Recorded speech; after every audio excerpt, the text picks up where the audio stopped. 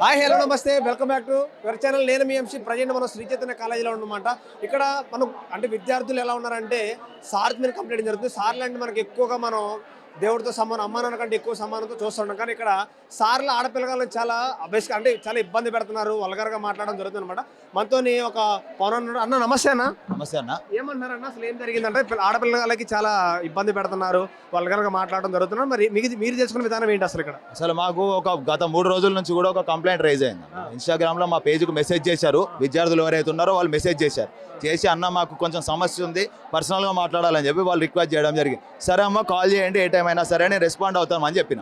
అయితే రెస్పాండ్ అవుతాం అన్నప్పుడు పిల్లలు ఫోన్ చేసి ఒకటే ఏడుస్తున్నారు. 3 విద్యార్థులు కూడా ఎందుకు ఏడుస్తున్నారు, ఏమైందని చెప్పి అడిగితే ఒక కెమిస్ట్రీ లెక్చరర్ ఇందులో పనిచేసే ఉపాధ్యాయుడు ఎవరైతే ఉన్నారో సిగ్గు లజ్జ లేకుండా వాళ్ళని లైంగికంగా వేధింపులకు గురి చేస్తూ అక్కడిక్కడ ముట్టుకుంటూ వాళ్ళని అట్లనే మానసికంగా కూడా వేధింపులు చూస్తూ వాళ్ళు కనుక చెప్పినట్టు వినకపోతే మన దీన్ని ఏమంటారు, మీకు ప్రాక్టికల్స్లో మార్కులు తక్కువ చేస్తాం, రేపు పొద్దున ఇంకో రకంగా వేధిస్తాం, మీరు ఎట్టి పరిస్థితుల్లో రావాలి, మూడికి ఎందుకు కూర్చుంటున్నావు, ఏంటే గీంటే అని చెప్పి చెప్పలేని భాషతో వాళ్ళని వేధింపులు గురి చేసి సరే దీని మీద మాట్లాడదామని చెప్పి రేపు పొద్దున 10ంటికి క్యాంపస్ రావడం జరిగింది.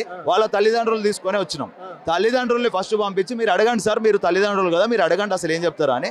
సిగ్గు లజ్జ లేని చైతన్య కాలేజ్ ఈరోజు ఏం చేసింది, తల్లిదండ్రుల్ని పిల్లల్ని కింద నుంచోబెట్టింది. దాని మీద మాకు కొంచెం కోపం ఎక్కువైంది. ఇమీడియట్గా పోలీసు వాళ్ళకు కూడా మేమే పిలిపించి వాళ్ళని కూడా పిలిపించి లోపల కూర్చోబెట్టి విద్యార్థులు అందరూ మేము అనుకున్నది 3 విద్యార్థులకే ఈ అన్యాయం జరిగింది అనుకున్నాం.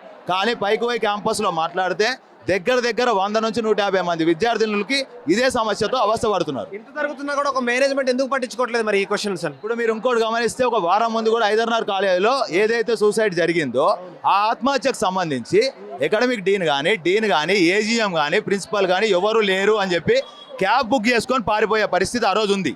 మరి ఈరోజు ఒక లెక్చరర్ని కాపాడుకోవడానికి ఒక సైకోని ఒక లైంగిక ఒక ఇచ్చేవాడు ని కాపాడడానికి నేడు ఈరోజు ప్రిన్సిపల్ కానీ వైస్ ప్రిన్సిపల్ కానీ డీన్ కానీ ఏజీఎం కానీ అకాడమిక్ డీన్ కానీ వీళ్ళందరూ ఈరోజు క్యాంపస్లో ఉన్నారు. దేనికి ఉన్నారు మీరు అందరూ అంటే ఆ లెక్చరర్ అట్లాంటి వాడు కాదు అని చెప్పి కప్పిపుచ్చే ప్రయత్నం చేయడం వాళ్ళు చూసాం. ఆడపిల్లలు నిజం అంటే వాళ్ళు కావాలని చెప్తున్నారు, ఇవన్నీ క్రియేట్ చేసుకుంటారు అంటారా? క్రియేట్ చేశారు 3 అని చెప్పి వీళ్ళు ఫస్ట్ కళ్ళబొల్లి మాటలు చెప్పి నమ్మించే ప్రయత్నం చేశారు. ఇమీడియట్గా పైన క్యాంపస్కి వెళ్ళాం, ప్రతి సెక్షన్లో ఉన్న అమ్మాయిలతో మాట్లాడాం, వాళ్ళందరినీ కింద తీసుకొచ్చాం. అదే డీన్ ముందు అదే వైస్ ప్రిన్సిపల్ ముందు ఎవరైతే ఎస్ఐ గారు ఉన్నారో ఎస్ఐ గారికి కూడా వాళ్ళందరితో కూడా మేము వాయిస్తో ఏదైతే ఉందో కంప్లైంట్ ఇప్పించి రాతపూర్వకంగా ఇచ్చారు, నోటిపూర్వకంగా కూడా చెప్పారు. ఎన్ని మంది ఆడపిల్లలు ఇబ్బంది పెట్టారని తెలుస్తుంది ప్రజెంట్? ఇప్పుడు మన కిందకు వచ్చి చెప్పిన వాళ్ళు అయితే 30 నుంచి 35 మంది లైవ్లో వచ్చి చెప్పారు. చెప్పలేని వాళ్ళు ఏంటంటే మీడియా ముందుకు కానీ కిందకు కానీ సార్ల ముందుకు రావడానికి ఫ్యామిలీ ప్రెజర్ వల్ల కిందకి రాలేమన్నా జరుగుతుంది అని చెప్పి 100 నుంచి 150 మంది సమస్య ఎదుర్కొంటారు. లైవ్లో అయితే 30 నుంచి 35 మంది మాత్రం ఎస్ఐ గారితో స్వయాన వాళ్ళే వచ్చి చెప్పారు, డీను వాళ్ళ ప్రిన్సిపాల్ ముందు కూడా చెప్పారు. అయితే ఇంత జరుగుతున్నా కూడా యాజమాన్యం కానీ ఏజీఎం కానీ సిగ్గు లేకుండా వాళ్ళని వెనకేసుకు రావడం కాదు. ఒక చదువు చెప్పే గురువు ఎవరైతే ఉన్నాడో మనం ఆయనను ఒక తండ్రి కంటే ఎక్కువ స్థానంలో చూస్తాం. ఒక ఉపాధ్యాయుడు అంటే ఒక గర్వం. సర్వేపల్లి రాధాకృష్ణ లాంటి వాళ్ళు పుట్టిన ఈ దేశంలో ఇట్లాంటి రేపిస్టులు కూడా ఈరోజు ఉంటున్నారు ఇదే క్యాంపస్లో.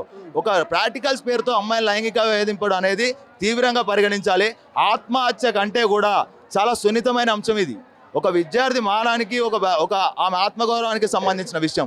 క్యాంపస్లోనే విద్యార్థులకు రక్షణ లేకపోతే రేపు పొద్దున సైకో ఇంకా బయట ఎంతమందిని వేధిస్తారనే అనుమానాలు కూడా ఎక్కువ వస్తాయి.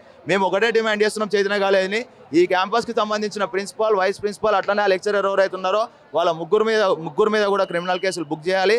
వెంటనే చైతన్య కాలేజ్ కాదు, వీళ్ళు ఏ కార్పొరేట్ కాలేజీలో కానీ ఏ కళాశాలలో కూడా పని చేయకుండా వాళ్ళని రస్టికేట్ చేసుకొని డిఐఓ గారు వెంటనే స్పందించి దీని మీద క్యాంపస్ని సీజ్ చేసి ఆ లెక్చరర్ ఎవరైతే ఉన్నారో ఉపాధ్యాయ వృత్తికి అనర్హుడు అని చెప్పి కూడా ఆయన ప్రకటించిన వరకు కూడా మా ఉద్యమం ఆగదని చెప్పి నవతలం ఇచ్చేస్తారు. అయితే ఇప్పుడు ప్రజెంట్ పోలీసులు కూడా వచ్చారు, కంప్లైంట్ చేశారు. పోలీసు వాళ్ళు ఏమంటున్నారు మరి అవాల పరంగా? పోలీసు వాళ్ళు ఇమీడియట్గా ఎఫ్ఐఆర్ చేస్తామని చెప్పారు.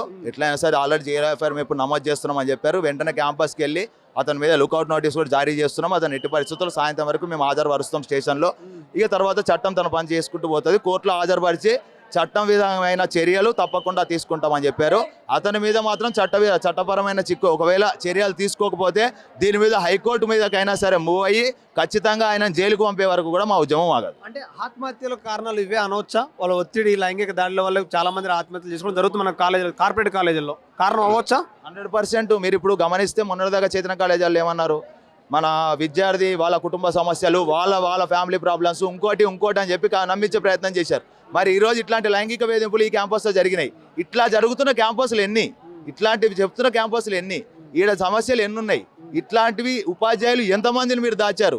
మీరు కాలేజీలు కాదు నడుపుతున్నది, కేవలం ఏంటంటే విద్యార్థులను చంపే మిషన్లు కానీ మీరు పరిగణించాలి తప్ప చైతన్య నారాయణ కాలేజీలో చేర్పించే ముందు తల్లిదండ్రులు మరొకసారి ఆలోచించుకొని మన విద్యార్థులని కాలేజీకి పంపుతున్నామా కాటికి పంపుతున్నామా అనే విషయాన్ని గుర్తు చేసుకోమని కూడా మేము డిమాండ్ చేస్తాం. నమస్తేనా, నమస్తే అన్న. మీరేమంటారు, పోలీసులు ఏమంటున్నారు మరి ఇక్కడ విద్యార్థులు కానీ? సిగ్గులేని శ్రీ చైతన్య, సిగ్గురాని శ్రీ చైతన్య. ఈ క్యాంపస్ లో ఒకటే పిల్లల్ని చంపిన, హరాస్మెంట్ చేసిన, అమ్మాయిలతో ఆడుకున్న వాళ్ళకి ఒకటే కావాలి, పైసలు కావాలి, ర్యాంకులు కావాలి, అడ్మిషన్స్ కావాలి. అది తప్పించేం లేదు. ఇక్కడ ఉన్న పిల్లలందరినీ అడగండి, ఇష్టం వచ్చినట్టు కొడతారు, తిడతారు, బూతులు తిడతారు. అమ్మాయిలని ఏమంటారు తెలుసా, ముండాలని తిడతారంట. ఇలాంటి వాడతామా ఇంట్లో పేరెంట్స్ తింటారు, వీళ్ళు తిడతారు. అమ్మాయిలకి క్లాసులు చెప్పకుండా కింది నుంచి పై దాకా చూస్తుంటా సార్, హరీష్ సార్ కెమిస్ట్రీ చెప్పే ఫ్యాకల్టీ తిట్టుకుంటా చాటింగ్ నెంబర్, ఫోన్ నెంబర్ ఇసుకుని నెంబర్ అయిపోతే చాటింగ్ ఇన్స్టా ఐడి తీసుకొని చాటింగ్ చేసి మీకు ఫీలింగ్స్ ఉన్నాయి నా పైన, నేను చూస్తే మీకు ఎలా అనిపిస్తుంది, వస్తావా అని అట్లాంటి మాటలు మాడుతున్నట్ట. శ్రీ చైతన్య ఇంత జరుగుతున్నా కూడా అక్కడ చచ్చిపోయారు, మీకు తెలిసిన విషయం. అదే హైదరాబాద్ క్యాంపస్లో చచ్చిపోయినా కానీ అక్కడ మేనేజ్మెంట్ రాలేదు, ఇక్కడ మేనేజ్మెంట్ రాలేదు. ఏదున్నా కూడా రాకుండా పైన చూసుకొని ఇక్కడ ఏమైనా కూడా రారు వాళ్ళు. వాళ్ళకి కావాల్సింది ఎప్పుడు వస్తారు, అసలు అడ్మిషన్స్ ప్రోగ్రామ్స్ ఉంటాయి కదా అప్పుడు వస్తారు, అప్పుడు తప్పి చెప్పుడు రాడు. అంటే వీళ్ళకి ర్యాంక్స్ ఓన్లీ ఇవే కావాలి. మేనేజ్మెంట్ ఎన్ని జరుగుతున్నా కూడా ఎందుకు పట్టించుకోవట్లేదు మేనేజ్మెంట్ అనేవాళ్ళు? ఆత్మహత్యలు కానీ ఇలాంటి లైంగిక దాడులు జరుగుతున్నాయి, ఎందుకు పట్టించుకోవట్లేదు వీళ్ళంతా పైన ఉన్న వాళ్ళు? ఇప్పుడు వీళ్ళకి ఏం కావాల్సింది తెలుసా, నేను వీళ్ళకి కావాల్సింది ర్యాంకులు, ఫీజులు, అడ్మిషన్లు, ఇవే కావాలి. ఇలాంటివి ఎన్ని వచ్చినా డబ్బులు ఇచ్చి మేనేజ్ చేసుకుంటారు. అది ప్రభుత్వం కానీ లేదంటే మేనేజ్మెంట్ కానీ ఎవరికైనా కానీ.